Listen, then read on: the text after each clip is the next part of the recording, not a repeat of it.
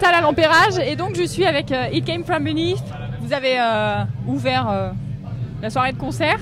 Est-ce que vous pouvez vous présenter s'il vous plaît? Alors moi c'est Étienne, je suis guitariste dans le groupe et je suis le dernier arrivé. Voilà. Okay. Moi c'est Mike, je suis le chanteur et je suis l'un des membres fondateurs avec Julien qui est à côté. Très bien.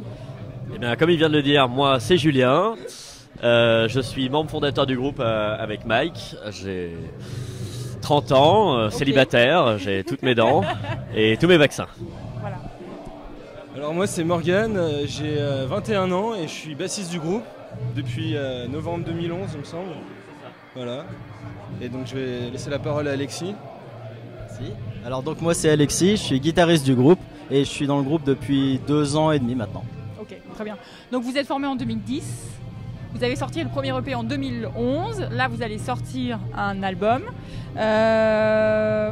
Dans le groupe en fait, qui fait quoi justement au niveau de l'écriture et les choses comme ça? C'est tous ensemble? Alors moi je fais rien. C'est vrai, ça se fait tout seul.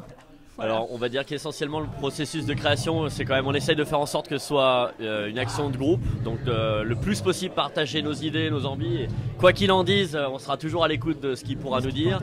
Donc ce qu'on essaye de...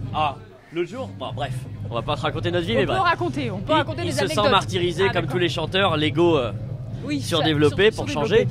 Mais en fait, donc simplement, on essaie vraiment de se retrouver chez les uns, chez les autres, parce qu'on joue tous un peu de guitare en plus de nos instruments déjà respectifs. On se met ensemble, on compose, on a des idées qui naissent des uns des autres, et à chaque fois on rebondit en fait sur les idées des uns et des autres. Donc c'est vrai que c'est intéressant. Plus il y a de monde en fait dans le groupe, plus c'est vrai qu'on a étoffé avec l'arrivée d'Étienne, l'arrivée d'Alexis et de chacun d'entre nous. À chaque fois qu'on est arrivé, ça a étoffé l'univers musical du groupe. Oui, parce que je suppose que vous avez tous des influences complètement différentes. Voilà. Enfin, en fait, avec peut-être un noyau dur, mais... Il y a un noyau dur, oui, qui nous réunit, c'est on va dire l'univers du métal et l'univers du hardcore. Mais au-delà de ça, ce qui est très sympa dans ce groupe, c'est que finalement, on a tous des âges assez différents. Parce que ça s'échelonne de 21 ans pour notre adolescent, jusqu'à 34 ans pour notre vieux papy. Merci. C'est cadeau. Voilà. Mais vous êtes charmante. C'est sympa. Et au-delà de ça, il l'a glissé. C'est pardonné. Merci.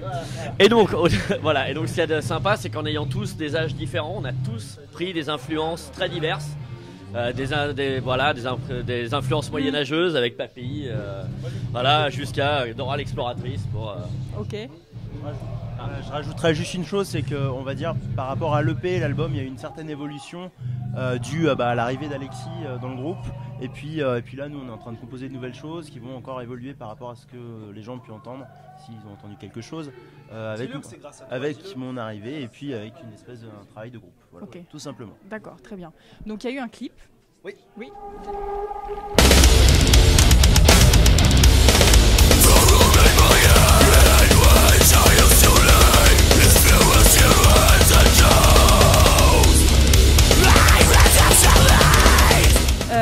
Vous êtes parti en Russie, j'ai vu des petites vidéos. Oui, voilà, c'est ça. Il y a une tournée de prévue avec la sortie de celui-ci. Enfin, avec la sortie, avec celui-ci à la rentrée, à la rentrée, ouais, en fait, on a quelques contacts qui peuvent nous booker des dates. Et du coup, on attend de voir. Mais logiquement, on est en train de bosser là-dessus et ça va, je pense qu'en 2014, on risque de bouffer de la route. D'accord, c'est pas pour tout de suite. Okay, en tout cas, c'est ce qu'on veut en tout cas. Donc, le plus on joue, le plus on est heureux. Donc c'est vrai qu'après, on n'a peut-être pas assez fait de dates en France. Donc là, on va y remédier. On est à nouveau en contact avec des nouveaux bookers.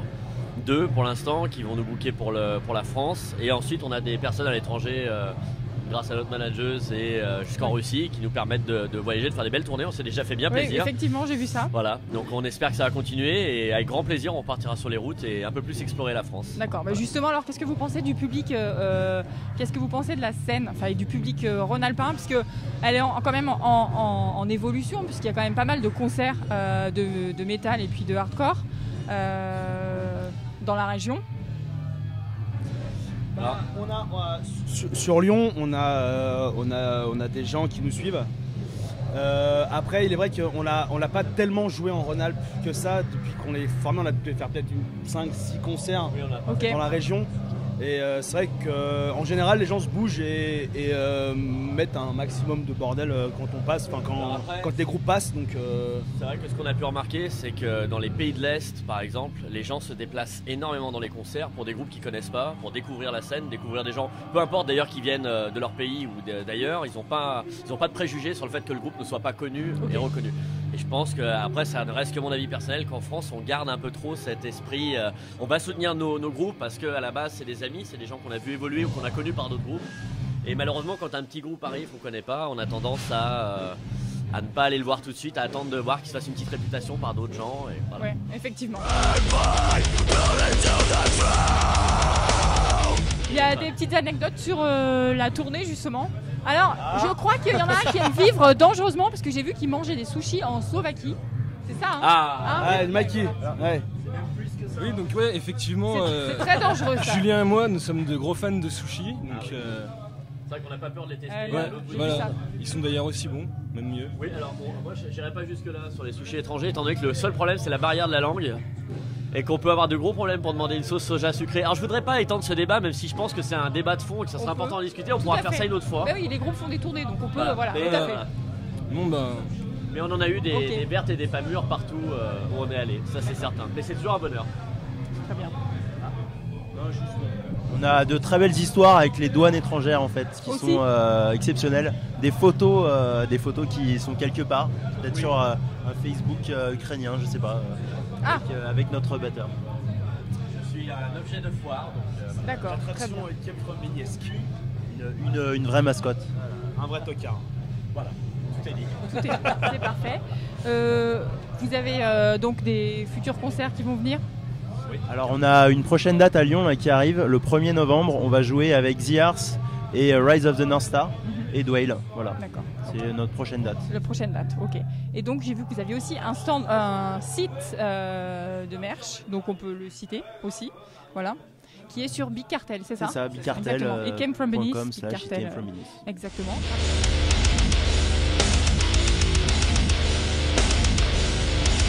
Le mot de la fin, à qui est-ce qu'on va... Parce qu'il va me dire rien à foutre, donc non. Non mais j'aime bien les gens quand même. On devrait prochainement le virer, donc c'est pas grave. D'accord. C'est peut-être ça le mot de la fin au final. Papy veut peut-être s'exprimer sur le question. Je laisse la jeune génération s'exprimer, je laisse ma place. C'est beau. Je me suis déjà bien assez exprimé par le passé. Non, on est vraiment... Bon bah on a hâte de retourner sur scène, on a hâte de rencontrer des gens, on a hâte de faire la route et on espère que les gens viendront nous voir et parler avec eux. On espère faire 365 dates l'année prochaine. Voilà, ce serait top. Voilà, c'est le mot de la fin. Et merci beaucoup, merci à vous. Et en tout cas voilà, un grand merci à tous ceux qui nous suivent et nous soutiennent depuis le début, justement la Lucha Core, tous les groupes qui sont nos amis, In Arcadia, on a qui encore, on a Céleste, enfin beaucoup de gens qui nous ont soutenus et aidés, et c'est un grand bonheur de les avoir derrière nous, et un grand merci à vous pour cette première interview que nous faisons, voilà, merci beaucoup.